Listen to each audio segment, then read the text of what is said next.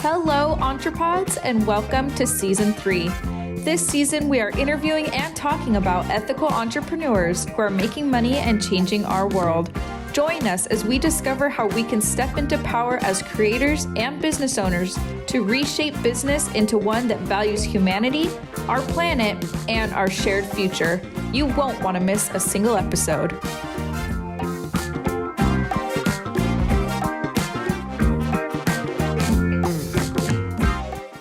Yeah, we just want and expect so much more. And I hope we don't stop that. I want us all to expect and want so much more for ourselves and for each other, for the betterment of everything. Absolutely. And that's the vision, right? It's realigning with that vision we have for ourselves, our lives in the world, and then be able to fulfill our mission. Yeah. And you can have all of those riches, sure, but then how rich is your life?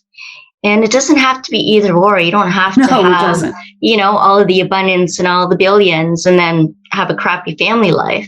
Right. You could have both, an amazing family life, an abundant, joyful experience with everything if you wanted to. Yeah. Because you have the capacity to hold it all.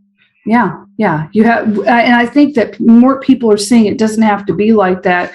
And that a lot of things we're fed are myths. I talk about it a lot. I wrote that ebook about the myths of business. And one of them is, there is nobility in poverty and rich people are evil. In order to be truly good, you can't really be very, very wealthy. And this is portrayed in the media, every Hollywood film, every book you read. And this is very pervasive that there's just this nobility in starving and giving everything up for a greater good. And the people, and there's a reason. It's very oppressive. The people who are writing this and who are creating these works, it's advertising. It's to keep you oppressed, because that's not true at all. You can be abundant and be happy and expect more, but pushing scarcity, scarcity. Anyway, I was thinking of another word, but it just didn't come. Anyway, that pushing that is really freaking people out, right? The world's going to die. We're all going to end. We've all got to give up everything. Well, not all of us, not the people jetting around in jets with these multi-million-dollar mansions and stuff like that are telling us to live these scarce lives. So we are seeing more of this fracture that shows us the truth, that illuminating truth, that it is all there for us, all of it. We don't have to give anything up. We don't have to feel guilty constantly about everything that we want and need, just to be happy. We really don't have to do any of that, and we don't. And there's a little tiny grain of truth, at least in everything. It is the end of the world as we know it.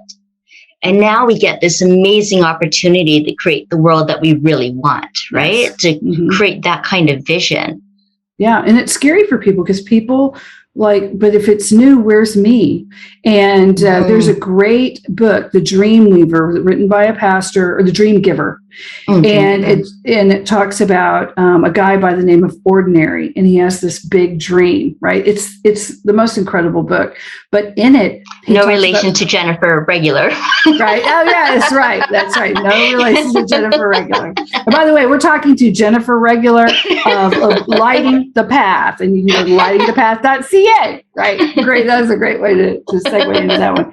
But in the book, there were people that were like, you don't want to go over to that land. You have to stay over here. You don't cross the bridge. What are you thinking? There's nothing over there for you. You have to be safe and over here. And you're selfish for wanting to do it. And they get angry and they put all these things up. And he's like, but that's my great dream. My great dream is going over there. I'm going to go see what's over there. Right. And, and it talks about those people, and you want to hate those people. Right? Like they're just keeping you from your dream. Just go over the bridge. I mean, you get very, annoyed with them.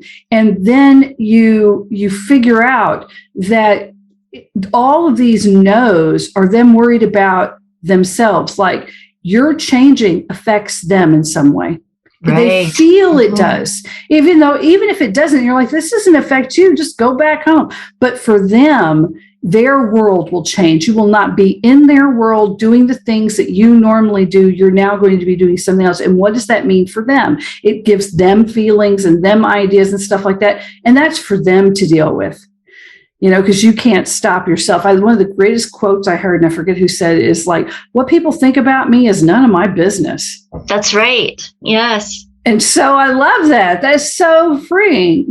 At one point, yes, we live in a society, and that's what keeps each other safe. We drive these, multi-ton boxes very, very fast. We're basically killing machines every time we go out of our house. And we live in a society that says, okay, I'm going to abide by these rules and you abide by these rules, and we'll all keep each other safe, right? So we do need that society. We have to care about each other in that way. Absolutely. But as far as stopping you from something that's not going to hurt anyone, no, that what they think about you is none of your business.